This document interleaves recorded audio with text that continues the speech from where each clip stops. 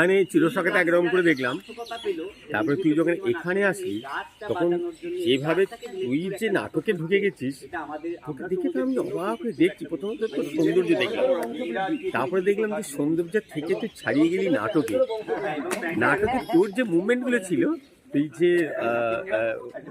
মানে খুব সহজ করে যে করছিল ব্যাপারটা, কোথাও কৃত্রিমতা ছিল না, যেটা নাটকে খুব প্রাণ এনেছিল।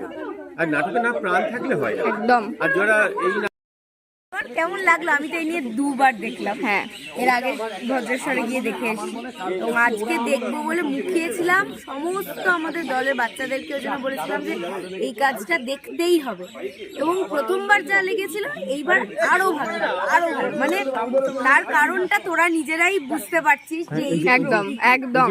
এবং কিভাবে রিলেট করছে যখন মানে কষ্ট পাচ্ছিস বা আশ্রয় খুঁজছিস, অদ্ভুত ভাবে পাতাগুলো অন্যরকম ভাবে পড়ছে। আজকে আমাদের কপাল পাখিগুলোও ডাকছে। পাখিগুলো ডাকছে, এবং যখন ও বলছে না ওই যে কাক মামা ফিরে আসছে, ওই যে শালিক মামা, ঠিক এক একটা রেসপন্স করছে। মানে কিভাবে মানে নেচারকে এইভাবে রিলেট করা, মানে এইভাবে ছুঁয়ে ফেলা, এটা তোরা কি করেছিস তোরাও নিজেরা জানিস না।